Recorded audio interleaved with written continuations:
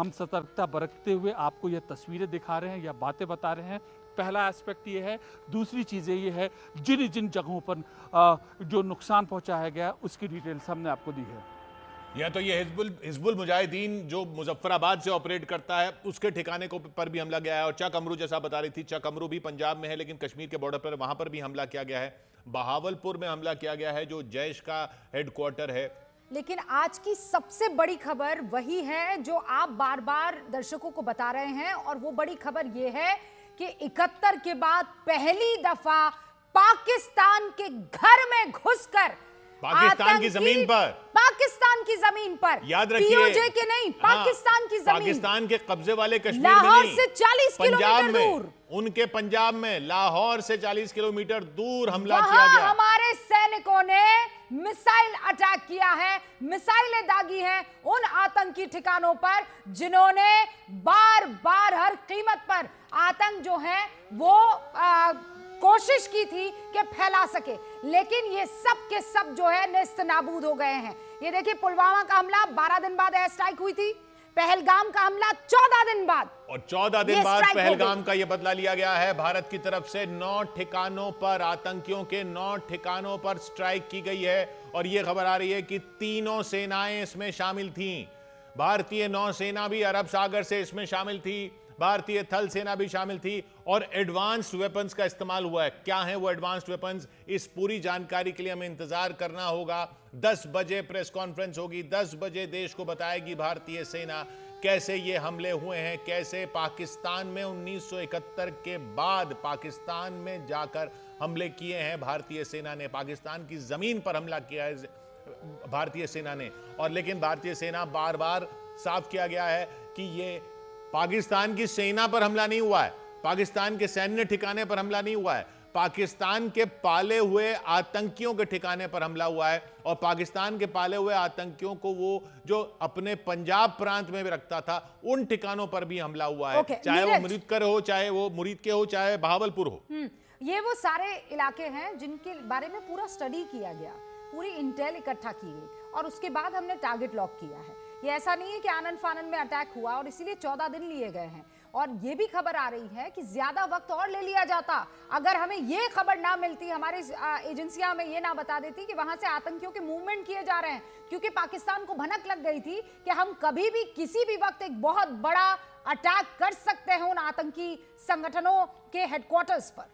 जी हाँ, बिल्कुल। और ये जब हम कह रहे हैं टारगेटेड स्ट्राइक का मतलब बिल्डिंग भी कौन सी है जिस पर हमला करना है, उस बिल्डिंग पे को लॉक करके कि भाई इस पे हमला करना है, वहां जाके हमला किया है, क्योंकि ये इस बिल्डिंग वो है जो इस आतंकी संगठन का हेडक्वार्टर है। तो ऐसा नहीं कि बहावलपुर में कहीं भी जाके आपने हमला कर दिया, बहावलपुर में टारगेट करके हमला किया है जैश-ए मोहम्मद के हेडक्वार्टर पर।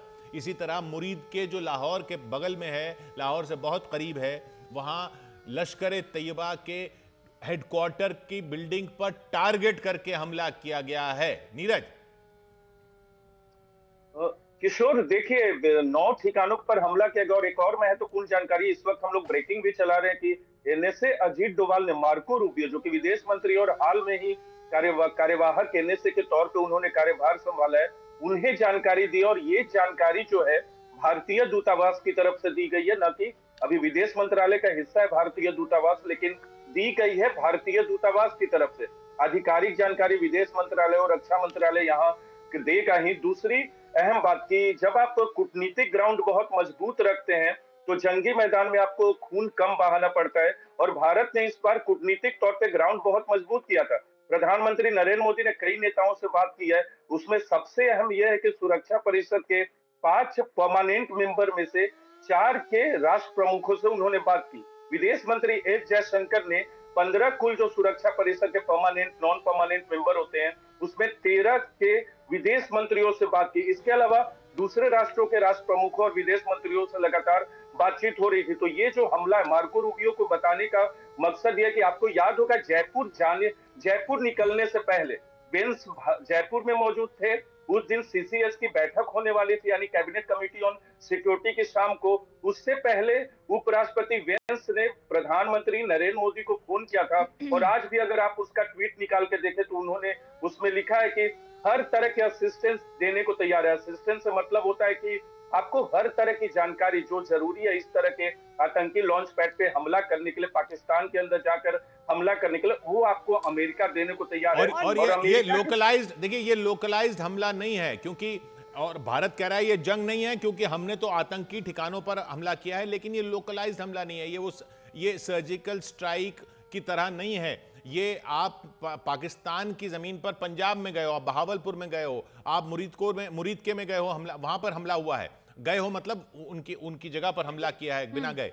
तो ये एक 1971 की जंग के बाद ये सबसे एक्सपेंसिव स्ट्राइक है, ये सबसे बड़े इलाके में भारत का हमला है। मतलब सीमा पार नहीं किए, लेकिन हाँ। हमारा अटैक वहां लाहौर से बस 40 किलोमीटर की दूरी, और इधर राजस्थान के बॉर्डर के इधर बहावलपुर जो उनके पंजाब के उधर पड़ता है, तो इधर बहावलपुर से लेके उधर कश्मीर में मुजफ्फराबाद तक ये बहुत बड़े इलाके में बहुत जगह फैला हुआ, ये बहुत बड़े लंबे इलाके में फैली हुई ये स्ट्राइक है 1971 के बाद कहें तो। और इंटरेस्टिंग ये है कि बहुत सारे न्यूज 18 इंडिया के दर्शक ये हमसे पूछ रहे हैं कि जिन्होंने ऑपरेशन सिंदूर को अंजाम दिया है वो तमाम पायलट्स, उनके बारे में क्या कोई सूचना है? हमारे टॉप गवर्नमेंट ऑफिशियल सोर्सेज जो हैं वो ये बता रहे हैं कि हमारे सारे के सारे जो एयरफोर्स के पायलट्स थे जिन्होंने ऑपरेशन सिंदूर को अंजाम दिया है, अब तक की जो सूचना है वो सब सेफ है। और 10 बजे सेना इस बारे में पूरी जानकारी दे भी दी। तीनों सेनाएं देखिए इसमें शामिल हैं। लेकिन आपको इतना जरूर बता देते हैं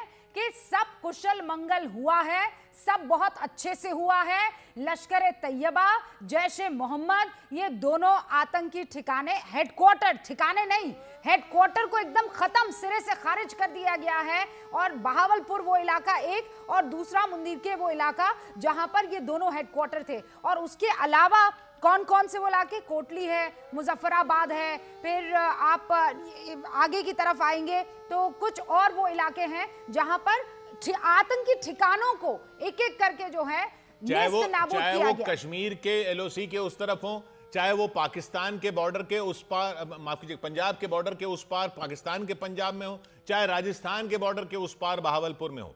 राजस्थान के बॉर्डर के उस पार बहावलपुर में हमला हुआ है, भारत के पंजाब के बॉर्डर के उस पार मुरीदके में हमला हुआ है, और भारत के कश्मीर तो पूरा भारत का, लेकिन उनके जो कब्जे वाले कश्मीर में एलओसी के पार जाके हमला हुआ है, वो मुजफ्फराबाद में हुआ है, कोटली में हुआ है, चकमरू में हुआ है। वहां पर 5 जगहों पर हमले हुए हैं, और पंजाब में 2 जगहों पर हमले हुए हैं, मुरीदके और बहावलपुर। अच्छा, अब ये भी आप समझ लीजिए कि इंटरनेशनल कम्युनिटी के पास वैसे ही पाकिस्तान रो रहा है और अब और कोशिश करेगा कि वो अपने घड़ियाली आंसू दिखाए। फिर आपको बार बार हम बता रहे हैं और पूरी जिम्मेदारी से बता रहे हैं कि प्रधानमंत्री नरेंद्र मोदी ने कभी जिक्र नहीं किया किसी मुल्क का। उन्होंने सिर्फ ये कहा कि आतंकियों को हम till the end of the earth, मतलब एकदम आखिर तक उनको हम खोजेंगे और खत्म करेंगे। किनको? आतंकियों को। और सिर्फ आतंकी नहीं,